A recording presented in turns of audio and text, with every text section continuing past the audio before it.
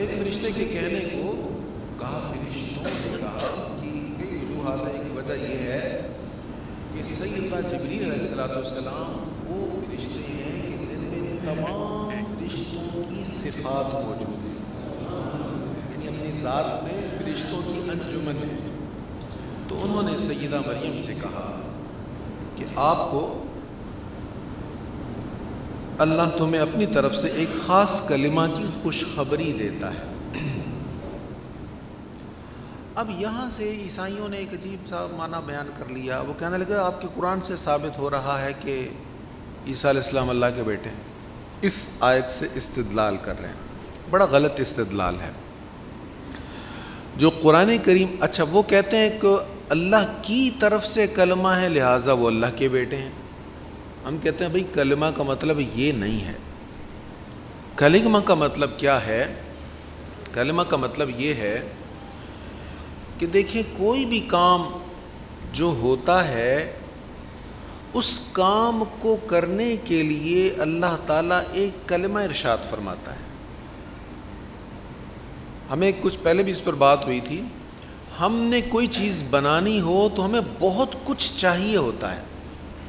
ہمیں raw material چاہیے جس سے اس چیز کو ہم نے پروسیس کرنا ہے، تیار کرنا ہے۔ ہمیں جگہ چاہیے جس جگہ پر کام کرنا ہے۔ ہمیں وقت چاہیے کہ اس چیز کو بننے میں اتنا ٹائم لگے گا۔ اور بھی بہت ساری چیزیں ہیں، یہ بنیادی طور پر 3 چیزیں ہیں۔ اللہ تعالیٰ کو کچھ بنانے کے لیے کچھ بھی نہیں چاہیے، نہ اس کو بندے چاہیے کام کرنے والے، لیبر بھی نہیں چاہیے، اس کو کاریگر نہیں چاہیے۔ یہ کائنات اس نے بنائی ہے، را مٹیریل نہیں اکٹھا کیا، فنکار معمار وہ کسی چیز کی اس کو حاجت نہیں تھی، نہ ہی اس نے کہا تھا کہ اس منصوبے کی تکمیل پہ اتنا ٹائم درکار ہے، ایسا کچھ نہیں ہے۔ کیسے وہ بناتا ہے؟ وہ ایک کلمہ فرماتا ہے۔ وہ کلمہ کیا ہے؟ کن ہو جا، بس وہ یہ کہتا ہے ہو جا۔ قرآن کریم میں متعدد بار یہ آیا ہے کہ اذا قضا امرا فانما یقول له، جب وہ کسی چیز کا ارادہ فرماتا تو وہ کہتا ہے اس کو کن ہو جا، پھر کیا ہوتا ہے؟ فیکون، پھر وہ ہو جاتا ہے۔ اب کوئی بھی چیز جب بننی ہوتی ہے تو اللہ تعالیٰ کا ایک کلمہ کن کافی ہوتا ہے۔ کچھ چیزوں کو اللہ تعالیٰ نے اسباب کے ساتھ جوڑ دیا ہے کہ بھی آپ یہ سبب کریں گے تو اللہ تعالیٰ یہ کلمہ کن فرمائے گا، یا کلمہ کن خاص ہے آپ کے اس کام کے ساتھ۔ مثلا دیکھیں رزق حلال اللہ نے مقدر میں لکھ دیا ہے، لیکن وہ ہم نے کوشش بھی کرنی ہے۔ کوشش کریں گے، کلمہ کن کے ساتھ یہ ہے کہ اے انسان تو کوشش کر تو اللہ تعالیٰ تجھے رزق عطا فرمائے گا۔ اب یہ کلمہ کن کے ساتھ جڑا ہوا ہے۔ ہماری تخلیق ہوئی ہمارے والدین کے ملاپ کے ساتھ۔ اب اس میں والدین کا ملاپ ایک ظاہری سبب تھا، حقیقی سبب اللہ تعالیٰ کا کلمہ کن تھا۔ اس نے کلمہ کن ایسے ہی فرمایا تھا کہ والدین ملیں گے تو اولاد پیدا ہوگی۔ تو بہت سارے کام ایسے ہیں کہ ان کے ظاہری اسباب بھی ہوتے ہیں لیکن حقیقی سبب کلمہ کن ہوتا ہے۔ لیکن اللہ تعالیٰ اگر چاہے تو ظاہری سبب کے بغیر صرف کلمہ کن کے ساتھ بھی چیز کو مارز وجود میں لا سکتا ہے۔ تو یہاں حضرت عیسیٰ علیہ السلام کے بارے میں جو کہا گیا کہ ان کو اللہ نے اپنے خاص کلمہ سے پیدا فرمایا، تو اس کا مطلب یہ تھا کہ یہاں باپ کا رول نہیں ہے۔ جو نطفہ باپ کی طرف سے ماں کے رحم میں آنا تھا وہ رول نہیں، یہاں صرف کلمہ کن ہے۔ تو کلمہ کن کا یہاں پر یہ معنی ہے۔ اچھا یہاں پر میں یہ بھی عرض کر دوں، بدقسمتی ہماری، کن فیکون نام کا سانگ بن گیا، گانا بن گیا، اور پھر دیکھا دیکھی اس پر ڈرامہ بن گیا۔ کن فیکون کا معنی کیا ہے اس کا کچھ پتہ نہیں ہے، بس ایک ٹرینڈ چل گیا، ایک چیز مشہور ہو گئی اور وائرل ہو گئی، بس اسی نام پر۔ میں لاہور میں ایک جگہ پر گیا، وہاں آرٹ پر کام ہو رہا تھا، تو بڑے بڑے زبردست فنکار تھے، تو وہ مجھے بتا رہے ہیں مختلف کلمات پر ہم وہ فرنیچر تیار کر رہے ہیں، کن فیکون پر فرنیچر تیار ہو رہا ہے۔ وہ بیڈ کی جو بیک ہے اس کو اس شیپ میں بنا دیا، ایک فرنیچر تیار ہو، اس کی جو ڈریسنگ ٹیبل ہے اس کو لام الف لا وہ شیپ دے دی۔ میں نے کہا یار اس میں کیا ہے، کیا تصور؟ کہتے جی اس میں بڑا گہرا تصور ہے۔ پتہ ہے آپ کو کن فیکون کا معنی؟ کوئی پتہ نہیں۔ تو کن فیکون کا ایک معنی ہے، پہلے تو اس کا تلفظ کن فیکون نہیں ہے، کن فیکون یہ غلط ہے، کن فیکون پہلا ہے کاف پیش نون کن، یہ ہے کن، اور اس کے بعد جو ہے وہ فیکون ہے، فا یا کاف واو نون، یہ اس کا تلفظ ہے۔ تو یہ اس کا مطلب یہ ہے کہ جب اللہ تعالیٰ کسی چیز کا ارادہ فرماتا ہے وہ کہتا ہو جا، فیکون وہ ہو جاتا ہے، وہ فرماتا رہتا ہے۔ کبھی وہ کہتا ہے کہ بادلو برس جاؤ تو وہ برس جاتے ہیں، وہ کہتا ہے تھم جاؤ تھم جاتے ہیں، وہ کہتا ہے بادلو رک کر ٹھنڈ کر دو ٹھنڈ ہو جاتی ہے، وہ کہتا ہے بادلو ٹھہرے رہو ہوا کو روک دو یہاں حبس کر دو ہو جاتا ہے۔ یہ کائنات ابھی نا تمام ہے شاید کہ آ رہی ہے دمادم صدائے کن فیکون۔ اقبال نے یہ شعر کہا تھا، اور اس پر گلیکسیز کے بارے میں بہت کچھ اس شعر پر کہا جا سکتا ہے، وہ انشاءاللہ جب موضوع آئے گا تو اس پر بھی بات ہوگی۔ تو اللہ تعالیٰ نے حضرت عیسیٰ علیہ السلام کو کلمہ کن کے ساتھ پیدا فرمایا، یہاں باپ کا رول نہیں تھا، اس لیے فرمایا ان اللہ یبشرک بکلمۃ منہ اسمہ المسیح، اللہ تمہیں اپنی طرف سے ایک خاص کلمہ کی خوشخبری دیتا ہے جس کا نام مسیح عیسیٰ ابن مریم ہے، وہ دنیا اور آخرت میں معزز ہے اور اللہ کے مقربین میں سے ہے۔ عیسیٰ علیہ السلام کو مسیح کہا گیا، مسیح مسح کرتے ہیں نا ہم سر کا، باقی اعضاء کو ہم دھوتے ہیں وضو کرتے ہیں، اور سر کا ہم مسح کرتے ہیں، دھو نہیں رہے، تو مس کا مطلب ہوتا ہے ٹچ کرنا۔ حضرت عیسیٰ علیہ السلام کو اللہ نے یہ شان عطا فرمائی تھی، ایسے مریض ان کے پاس آتے تھے، طبیبوں نے جواب دے دیا اس کا کوئی علاج نہیں، آپ بس مسح کرتے تھے، ٹچ کرتے تھے، ہاتھ مبارک شفا ہو جاتی تھی، تو اس لیے آپ کو مسیح کہا گیا ہے۔ وجیہن آپ کا لقب یہاں پر آیا، وجیہن معزز، وجیہن وجہ سے ہے، وجہ چہرے کو کہتے ہیں وجہ، تو آپ وجیہ تھے، چہرے والے تھے، اور ہمارے ہاں وجیہ صرف خوبصورت کو نہیں کہا جاتا بلکہ جس کی وجاہت ہو، جس کی عزت ہو، مقام و مرتبہ ہو۔ تو حضرت عیسیٰ علیہ السلام کو اللہ نے دنیا میں بھی عزت والا بنایا ہے، آخرت میں بھی عزت والا بنایا ہے۔ یہاں سے رد ہے اس نظریے کا کہ حضرت عیسیٰ علیہ السلام کو معاذ اللہ صلیب دی گئی، سولی پر لٹکایا گیا، یہ غلط ہے، یہ وجاہت کے خلاف ہے۔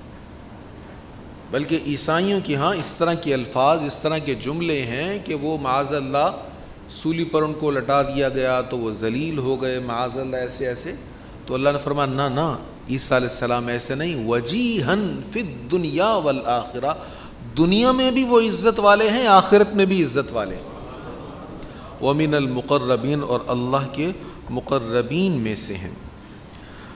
اچھا، پھر عیسیٰ علیہ السلام کی شان کیا ہوگی؟ یہ پہلے ہی بیان کیا جا رہا ہے، حضرت سیدہ مریم کو کیا کیا شان ہوگی۔ وَيُكَلِّمُ النَّاسَ فِي الْمَهْدِ وَكَهْلًا وَمِنَ الصَّالِحِينَ، اور وہ لوگوں سے گہوارے میں بھی کلام کرے گا اور پختہ عمر میں بھی اور نیکوں میں سے ہوگا۔ گہوارے میں یعنی پالنے میں، جب بچے بولتے نہیں وہاں پر بھی وہ لوگوں سے کلام کریں گے۔ اور پھر ایسا ہی ہوا، سورہ مریم میں اس کی ڈیٹیل آئے گی 16ویں پارے میں، کہ جب عیسیٰ علیہ السلام کی ولادت ہوئی تو لوگ کہنے لگے مریم تیرے ہاں یہ بیٹا کیسے ہو گیا؟ معاذ اللہ حضرت سیدہ مریم کے بارے میں نازبہ گفتگو کی تو فَأَشَارَتْ إِلَيْهِ، انہوں نے بچے کی طرف اشارہ کر دیا، وہ کہنے لگے یہ کیسے کلام کرے گا، یہ تو پالنے میں ہے، یہ کیسے گفتگو کرے گا؟ اب جب اشارہ کیا تو حضرت عیسیٰ علیہ السلام نے گفتگو فرمائی.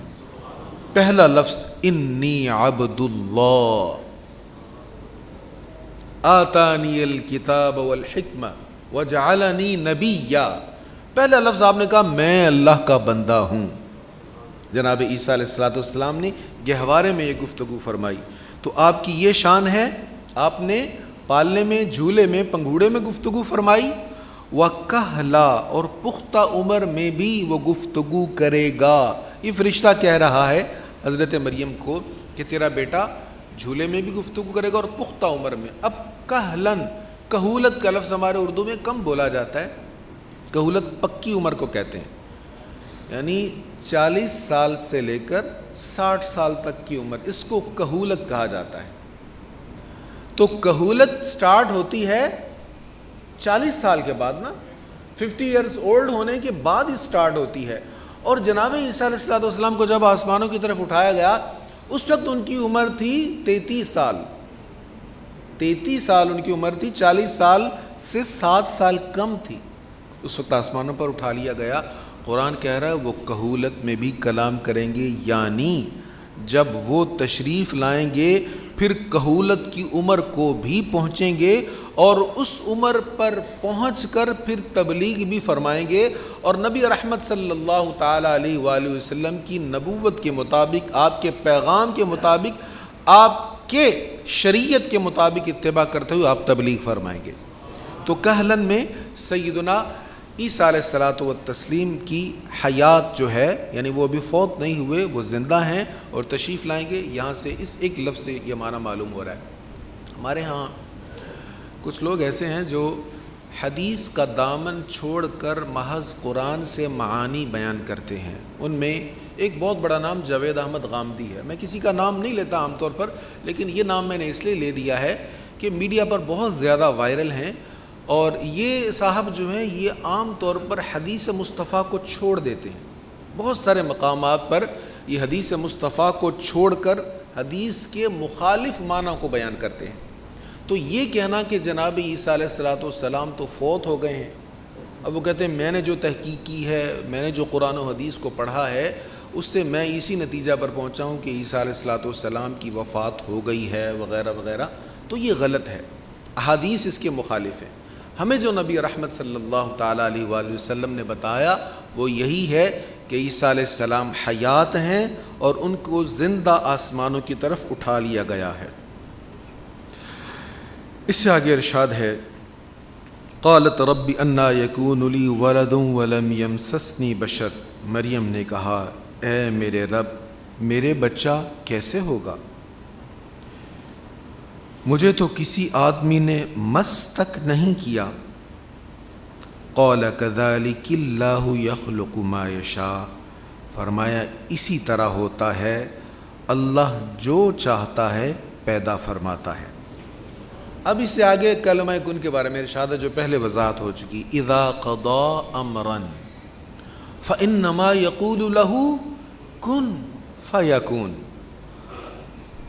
وہ جب کسی چیز کا فیصلہ فرما لیتا ہے تو اسے فرماتا ہے ہو جا, کن ہو جا, فیکون وہ فوراً ہو جاتی ہے.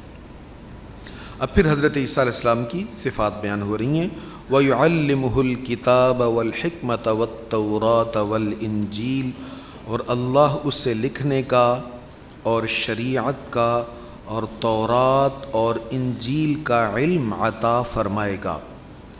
وَرَسُولًا إِلَى بَنِي إِسْرَائِيلَ أَنِّي قَدْ جِئْتُكُمْ. اور وہ بنو اسرائیل کی طرف رسول ہوگا. عیسیٰ علیہ السلام کے بارے میں کہا گیا کہ وہ بنی اسرائیل کی طرف رسول بن کر تشریف لائیں گے. تو بنی اسرائیل ایک خاص قوم ہے, ان کے علاقے تھے, وہ وہیں پر رہتے تھے. اب یہاں ہمارے نبی پاک علیہ السلام کی عظمت کیا ہے. عیسیٰ علیہ السلام اتنی شانوں والے, اتنی عظمتوں والے نبی جب تشریف لائے تو ایک خاص قوم کی طرف تشریف لائے, یعنی بنی اسرائیل کی طرف مبعوث ہوئے. اور ہمارے آقا صلی اللہ علیہ وسلم جب تشریف لائے وما ارسلناک الا کافۃ للناس, کافۃ للناس, روئے زمین کے تمام انسانوں کی طرف آپ کو بھیجا گیا، عرب والے، عجم والے، کالے گورے، بنی اسرائیل، بنو اسماعیل، کسی بھی قوم، ہر قوم کی طرف بھیجا ہے، اور دنیا کا کوئی خطہ، کوئی کونا ایسا نہیں ہے جہاں تک میرے آقا کریم علیہ السلام کا پیغام نہیں پہنچا۔ تو حضرت عیسیٰ علیہ السلام بنی اسرائیل کی طرف تشریف لائے تو ان کے بارے میں فرمایا وہ بنو اسرائیل کی طرف رسول ہوگا، یہ کہتا ہوا کہ میں تمہارے پاس تمہارے رب کی طرف سے ایک نشانی لایا ہوں۔ جب وہ تشریف لائیں گے تو وہ یہ کہیں گے لوگوں کو دعوت دیتے ہوئے کہ میں نشانی لایا ہوں، انی اخلق لکم من الطین، میں تمہارے لیے مٹی سے پرندہ کی طرح ایک صورت بناتا ہوں، پھر اس میں پھونک مارتا ہوں تو وہ اللہ کے حکم سے اڑنے والی ہو جاتی ہے۔ حضرت عیسیٰ علیہ السلام کو اللہ تعالیٰ نے جو معجزات عطا فرمائے ان کا ذکر یہاں پر۔ آپ نے کیا کیا؟ مٹی لی، مٹی کو پرندے کسی صورت بنائی، مٹی سے، گوندھی ہوئی مٹی سے صورت بنائی پرندے کسی، اور اس میں پھونک ماری تو وہ پرندہ بن کر اڑنے لگا، وہ چمگادڑ بن گئی۔ اچھا، یہاں پر واحد متکلم کا صیغہ، میں، واحد متکلم ہوتا ہے میں یہ کام کر رہا ہوں۔ کبھی ہم جمع کا صیغہ بولتے ہیں نا، ہم یہ کام کر رہے ہیں، تو یہ جمع کا صیغہ ہوتا ہے۔ یہاں واحد متکلم ہے، انی اخلق، میں تخلیق کرتا ہوں، فانفخ، میں پھونک مارتا ہوں۔ آگے بھی اس طرح کے صیغے آئیں گے، یعنی اللہ تعالی نے جناب عیسیٰ علیہ السلام کو یہ شان عطا فرمائی تھی کہ وہ مٹی کی مورت بنا کر پھونک مارتے تو وہ پرندہ بن کے اڑنے لگ جاتا تھا، لیکن ہوتا کیسے تھا؟ بِإِذْنِ اللہ، اللہ کے حکم سے۔ یہی عقیدہ اہل سنت ہے کہ انبیاء کرام یا اولیاء کرام جو بھی محبوبان خدا ہیں ان کے پاس صلاحیت، انبیاء کے پاس معجزہ یا اولیاء کے پاس کرامت ہوتی ہے، لیکن ہوتی اللہ کی عطا سے ہے۔ اب ہم یہ نہیں کہہ سکتے کبھی ہوتی نہیں ہے، اس کی نفی نہیں کرنی چاہیے، شدت کسی طرح بھی درست نہیں ہے۔ یہ کہنا کہ ان کے پاس اپنا ذاتی اختیار اللہ کا دیا ہوا نہیں ہے، یہ بھی غلط ہے، اور یہ کہنا کہ بالکل ہے ہی نہیں، یہ بھی غلط ہے۔ ہے اختیار، کتنا اختیار ہے؟ جتنا میرے رب نے عطا کیا ہے، جیسا میرے رب نے چاہا ہے۔ اس لیے آپ کہہ رہے ہیں اخلق لکم من الطین کہیئۃ الطیر، میں پرندہ کی ایک صورت بناتا ہوں، پھر اس میں پھونک مارتا ہوں، فیکون طیرا، تو وہ اڑنے والا پرندہ ہو جاتا ہے۔ کس طرح؟ بِإِذْنِ اللہ، اللہ کے اذن سے، اللہ کے حکم سے۔ پھر کیا معجزہ تھا آپ کا؟ وَأُبْرِئُ الْأَكْمَحَ وَالْأَبْرَصَ، اور میں اللہ کے اذن سے مادرزاد اندھے اور برس کے مریض کو شفا دیتا ہوں۔ میں شفا دیتا ہوں، آپ کہہ رہے ہیں میں مادرزاد اندھے کو بھی شفا دیتا ہوں۔ اچھا، آپ کا جو دور تھا یہ طب کے عروج کا دور تھا، بڑے بڑے اس دور کے حکیم تھے، اور طب کا بڑا عروج تھا اس دور میں، یعنی ماضی کے اعتبار سے، گزشتہ ادوار کے اعتبار سے آپ کے دور میں طب کا، میڈیکل سائنس کا بڑا عروج تھا۔ اب اس دور کو آج کے دور سے کمپیریزن اگر ہم کریں گے تو آج کا دور بہت آگے ہے، لیکن آپ کا جو دور تھا وہ پرانے ادوار کے اعتبار سے ایک دم بہت چینج والا اور بڑی ترقی والا دور تھا۔ لیکن اس جدت کے دور کے باوجود، بڑے بڑے طبیبوں حکیموں کے ہونے کے باوجود، مادرزاد اندھے کا علاج کسی کے پاس نہیں تھا، آج بھی نہیں ہے۔ اکما اس کو کہتے ہیں جس کی آنکھ کا ڈیلا ہی نہیں ہے، آنکھ کی بینائی کمزور ہو گئی، پیچھے بیٹریز ہیں تو بہت سارے اس کے طریقہ علاج ہیں، لیکن اگر کسی کے ڈھیلا ہی نہیں ہے، آنکھ ہی نہیں ہے، تو اس کو تو نہیں شفا مل سکتی نا۔ برس کے مریض کو شاید اب مکمل شفا ہو گئی ہو، لیکن ماضی قریب تک تو یہ تھا کہ جس کو برس ہو جائے اس کو شفا ہو جاتی ہے، لیکن 100% نہیں ہوتی، کہیں نہ کہیں اس کا کچھ اثر رہتا ہے۔ اچھا، مردہ زندہ نہیں ہو سکتا، یہ آج بھی نہیں ہو سکتا۔ تو جس چیز سے میڈیکل سائنس اس دور کی عاجز تھی، اس کے بارے میں آپ نے دعویٰ کیا. فرمایا میں جو اکما ہوگا, جس کی بالکل آنکھ ہے ہی نہیں, میں اس کو بھی شفا دیتا ہوں. ایک ہے آنکھوں کی بینائی کم ہو گئی, اس کا شفا یاب ہونا, لیزر ٹیکنالوجیاں کچھ بھی چیز, لیکن آنکھ نہیں ہے. بعض روایت میں ہے کہ آپ کیا کرتے تھے, مٹی لے کر اس کی گولی بنا کر, اس کی جہاں آنکھ نہیں ہے, اکما جس کی آنکھ کا جگہ ہی نہیں ہے, اسپاٹ ہے, وہاں پر آپ اس کو رکھ دیتے, پھونک مارتے, آنکھ روشن ہو جاتی.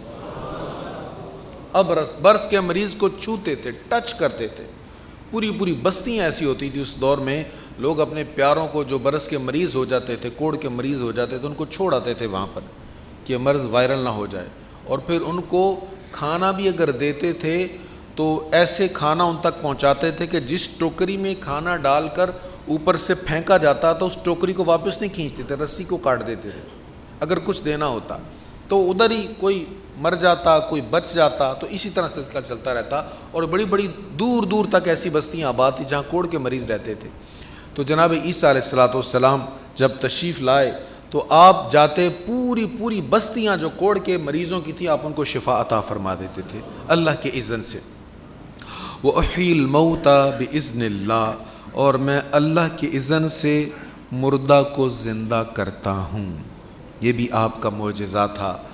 مشہور روایات میں 4 مردوں کو آپ نے زندہ کیا ہے. تو آپ مردوں کو کئی 100 سال پرانے جو فوت ہوئے تھے ان کو بھی آپ نے زندہ فرمایا ہے. یہ آپ کا بہت بڑا معجزہ تھا.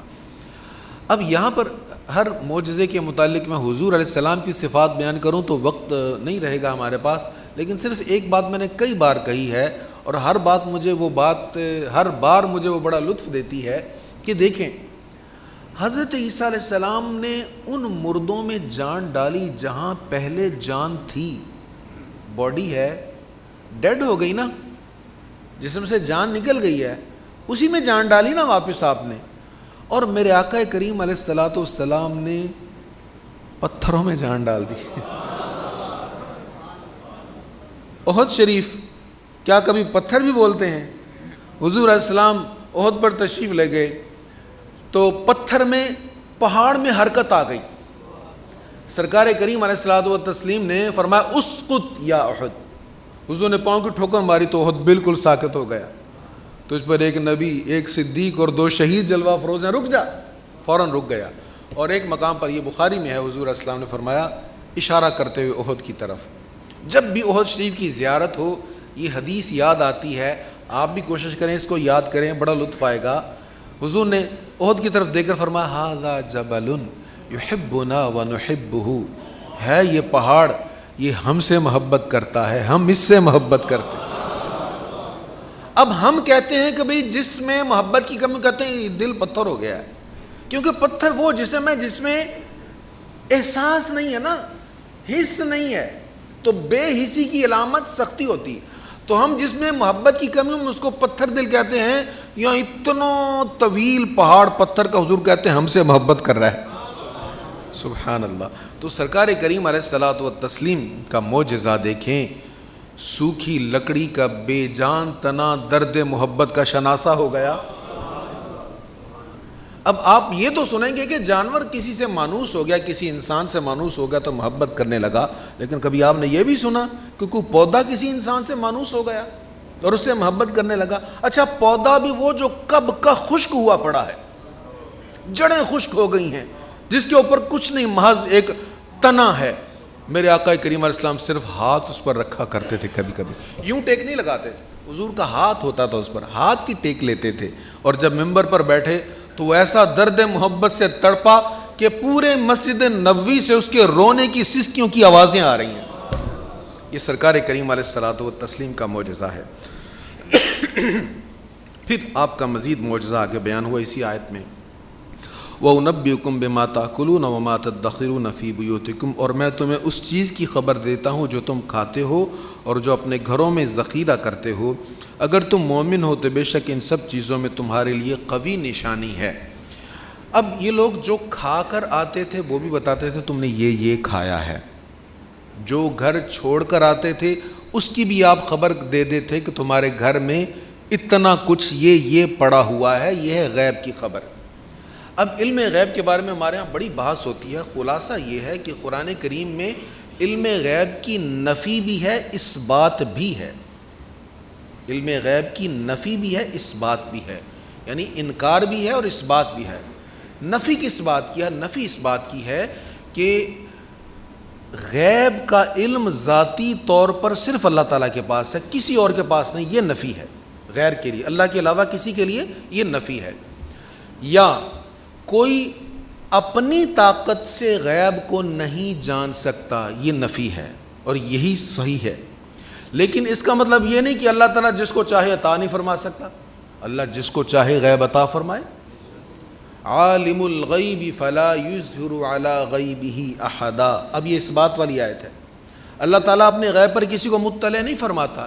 الا من ارتضی من رسول، یہ سورہ جن کی آیت ہے. ہمارے یہاں صرف ایک طرح کی آیات پڑھ کر کہا جاتا ہے کہ یہ بھی علم نہیں ہے، یہ بھی غیب کا علم نہیں، یہ بھی کسی کے پاس نہیں، یہ بھی کسی کے پاس نہیں. لیکن یہ بھی پڑھنا چاہیے. یہاں ہے اللہ تعالیٰ اپنے غیب پر کسی کو مطلع نہیں فرماتا، لیکن الا من ارتضی من رسول، اپنے پسندیدہ رسولوں میں سے جسے چاہے غیب عطا فرما دیتا ہے. تو علم غیب اللہ تعالیٰ انبیاء کرام کو عطا فرماتا ہے، جتنا چاہتا ہے عطا فرماتا ہے. اور انبیاء کے پاس جو بھی غیب کا علم ہوتا ہے وہ اللہ تعالیٰ کا بتایا ہوا ہوتا ہے، اللہ تعالیٰ کا عطا فرمایا ہوا ہوتا ہے. اللہ تعالیٰ ہمیں فہم قرآن نصیب فرمائے. وآخر دعوانا الحمد للہ رب العالمین. اذان اول سماعت.